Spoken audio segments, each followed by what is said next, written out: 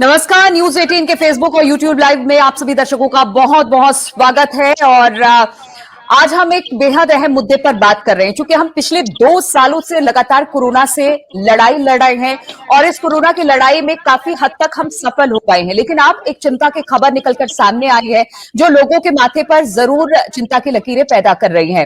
खबर ये आ रही है कि कोरोना का अब एक नया म्यूटेंट यानी स्ट्रेन सामने आया है और ये काफी खतरनाक है। आज इसी को समझने के लिए कि ये कितना खतरनाक है, कैसे इससे बचा जा सकता है, क्या जो वैक्सीन अभी हमने लगा रखी है वो इससे लड़ने में कारगर होगा, इसी पर बातचीत करने के लिए और तमाम जगहों पर इसको लेकर किस तरह के अलर्ट जारी किए गए हैं उसको लेकर भी हम बातचीत करेंगे। मेरे दो सहयोगी निखिल और अमित हमारे साथ जुड़े हुए हैं, निखिल मेरठ से और अमित हमारे साथ कानपुर से जुड़े हैं। ठीक है, डॉक्टर शमीर हमारे साथ जुड़ गए। डॉक्टर समीर, बहुत बहुत स्वागत है आपका। और जिस तरह से हम नए वेरिएंट की बात कर रहे हैं, कोरोना से अभी हमने थोड़ी सी राहत ली थी, वैक्सीन लगना शुरू हुआ था, लोगों ने कहा कि अब जनजीवन पूरी तरह से फिर पीछे जैसे हम जीते थे वैसे ही जी रहे थे, लेकिन अब एक नए वेरिएंट ने चिंता पैदा कर दी। कितना खतरनाक है आखिर कोरोना का ये नया वेरिएंट? जी बिल्कुल। देखिए, जिस तरह से हम शुरुआती तौर से ही बात कर रहे थे कि नई तरह के वेरिएंट तो आते ही रहेंगे, क्योंकि जो वायरस है वो अपना स्वरूप बदलता रहेगा। बट यहाँ पर चीज आ जाती है कि आपका जब वेरिएंट है वो वेरिएंट ऑफ कंसर्न बन जाता है, तब हमारे लिए एक चिंता का विषय बन जाता है। और जैसा अभी डब्ल्यूएचओ ने उसको घोषित कर दिया ऑलरेडी कि ये वेरिएंट ऑफ कंसर्न है।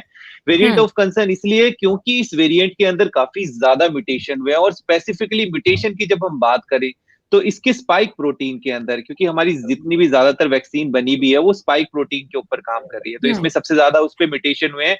और जितना अभी तक का जो डेटा अवेलेबल है, हालांकि उतना डेटा नहीं है, उसमें बताया जा रहा है कि ये संक्रामक है, मतलब ट्रांसमिएबल ज्यादा है।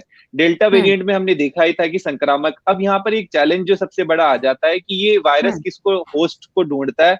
आपका अनवैक्सीनेटेड जो ग्रुप है अभी, तो अभी भी हमारा काफी सारा एक ऐसा बड़ा ग्रुप है जिन्होंने एक सेकंड डोज नहीं ली है, और उसके अलावा काफी सारे लोग ऐसे भी है जिन्होंने अपनी फर्स्ट डोज भी नहीं ली है।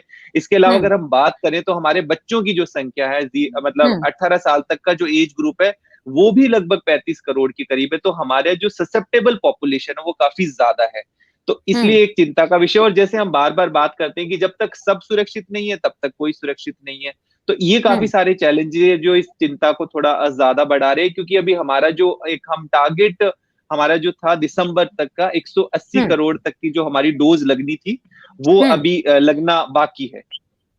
ठीक है डॉक्टर समीर, क्या हम इतने ज्यादा मतलब निश्चिंत हो जाते हैं? अभी हमने इतनी बड़ी कोरोना से लड़ाई लड़ी थी, हमारे अपने कितने चले गए इस कोरोना से लड़ते लड़ते, क्या हम बहुत ज्यादा निश्चिंत हो जाते हैं? हम इस तरह के वायरस से लड़ सकते हैं, लेकिन लापरवाही हमारी ही होती है।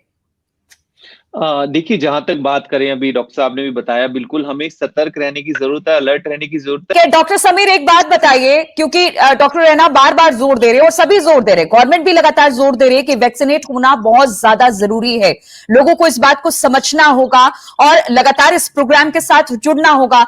लेकिन अभी जो नया वेरिएंट है, कहा यह जा रहा है कि थोड़ा सरकार को भी एहतियात बरतना होगा, क्योंकि जो फ्लाइट्स अफ्रीकन कंट्री से आ रही है, वो शायद हो सकता है कि अपने साथ बहुत सारे ऐसे लोग लेकर आए जिससे कि बहुत तेजी के साथ फैले।